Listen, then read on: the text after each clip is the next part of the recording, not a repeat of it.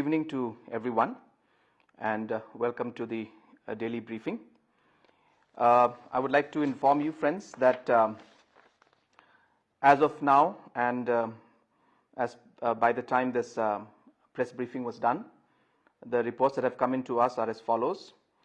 The total samples that have been tested is 766. Out of these tested results, 678 are negative. The number of positive patients, active patients, is 10, and we are waiting 77 more results. At this current point in time, there are 4,198 people under home quarantine and 175 people under institutional quarantine. All the patients who have tested positive are stable. Friends, I would also like to inform you that there were some one of the people who were found positive was from a village called Mautharia village in Pamlokrai Pilun in Melem block. And here I would like to take just a minute to really share with you a wonderful story of how the villagers and the Rangbashnongs came together to really handle this situation. And I think this is an example that must be followed and replicated in the future if there's such incidents happen in any other part. The executive committee of the Darbashnong has resolved, in fact, to provide all necessary support to the family of the person who has tested positive for COVID-19 and was a primary contact of the index patient. The village has decided that they will take care of the household in terms of food and other essentials, as they are in home quarantine and cannot come out to buy ration and food. This step taken by the village Darbar of Mautharia village is a great example and inspiration for others to follow and truly highlights the community spirit of the people of our state. The Health and Family Welfare Department has also taken samples from the 36 primary contacts and this positive individual, and results are awaited. Today in the evening, the Honorable Health Minister, Government of Meghalaya, had also made a visit to the said village and met the Rangbashnong and other elders of the village. Number 2, to effectively monitor home quarantine, the Government of Meghalaya is using the Quarantine app developed by IIT Mumbai. And the following persons are mandated to download this app. First, visited Bethany Hospital, Shillong on or after the 24th of March.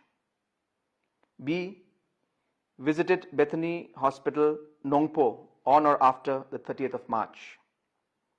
And number 3, C, been identified as a primary or secondary contact of the quarantine positive patients. The database of about 5,300 individuals who fall in the above categories is with the Health and Family Welfare Department. These individuals will all receive an SMS or a link via WhatsApp on their mobile phones to download the Quarantine app today. The features of this app are to ensure that the users follow quarantine protocols. It also notifies if there are positive cases around you, and it helps authorities contain the spread of the virus. The Government of Meghalaya will also ensure that all families under compulsory home quarantine who have downloaded the above Quarantine app are given free home delivery of rations so that they don't have to step out of their homes. We will start the process from Wednesday, 22nd of April, and will reach all the homes soon. We request the support of the headmen of all the localities and that of the quarantined homes. The third message which I would like to share with you is that by tonight, Bethany Hospital will be evacuated completely. All the doctors and staff at the hospital have been tested. The results of all are negative, but 3 are still awaited. All who tested negative have been shifted to various isolation facilities. All the inpatients have also been tested and found negative. All have been moved to isolation facilities or discharged to go home. 14 doctors and staff are in Bethany Hospital to complete the lockdown of the hospital. Friends, these were the updates for today. I am happy to take any questions if there are any.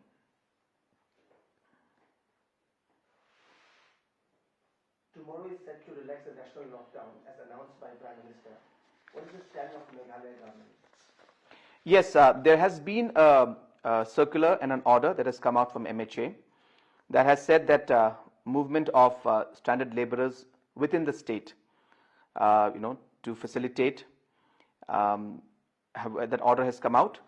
Friends, of course, as a guideline, they have also given us set protocols that we need to follow. And the government of Meghalaya, of course, will work towards following these orders.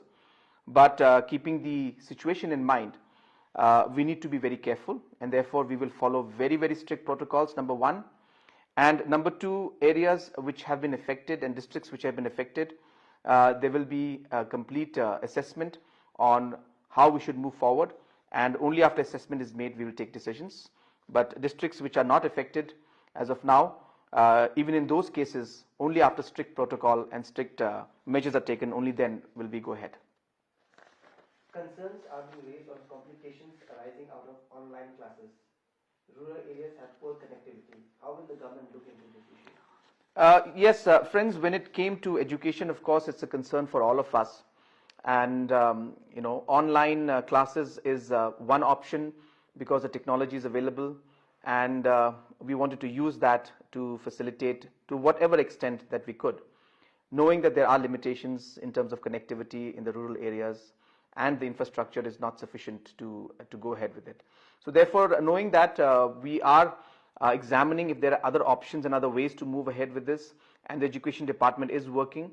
But coming specifically to the online classes, we are aware of the limitations, but since the possibilities and the opportunity was there, we felt that we should use it and try and give the benefit to as many students as possible through the technology platforms.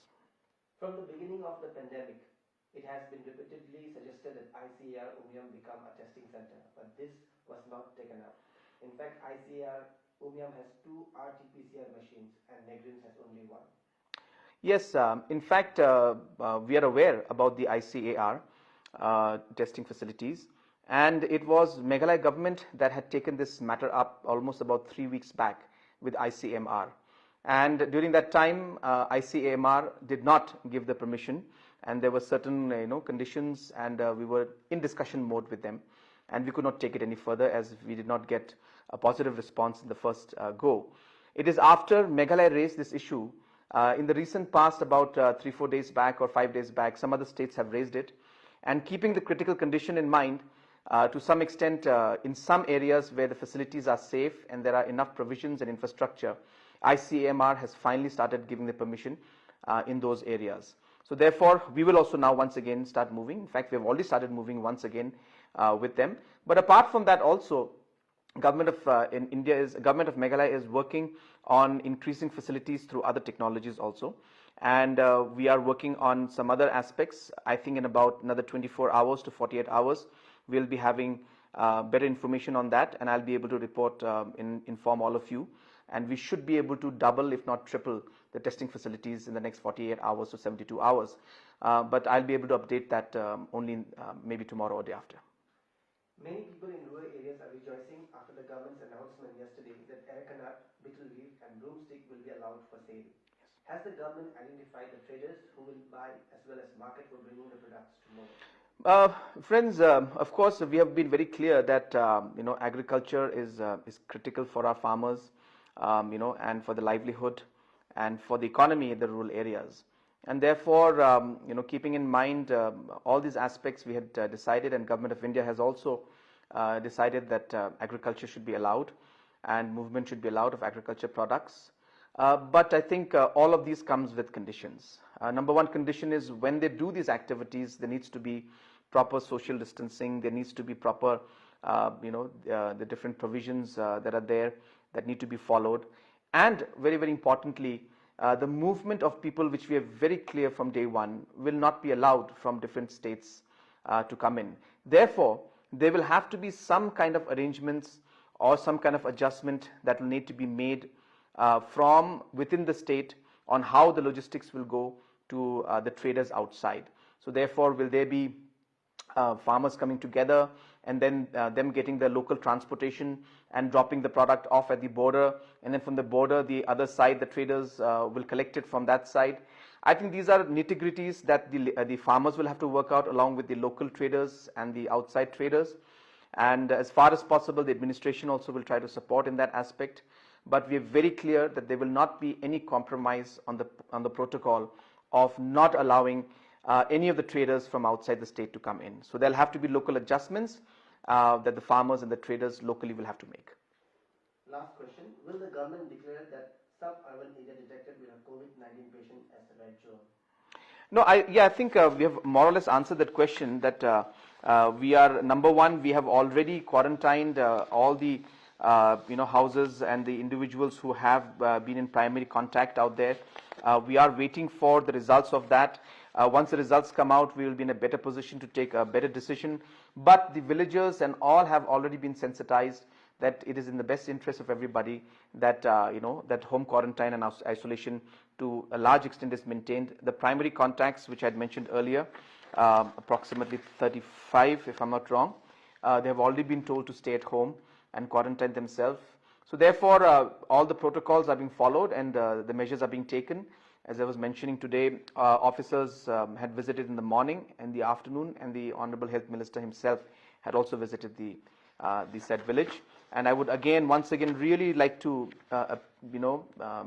give my sense of appreciation to the villagers who have really shown the way, I must say, in taking responsibility and acting responsibly in this situation, and really taking up the whole matter in their hands of ensuring that the village is safe and the people who are quarantined are safe. And I think this is a great example that I think the state should really appreciate. And I would also like to express my appreciation once more. Thank you, sir. Thank you.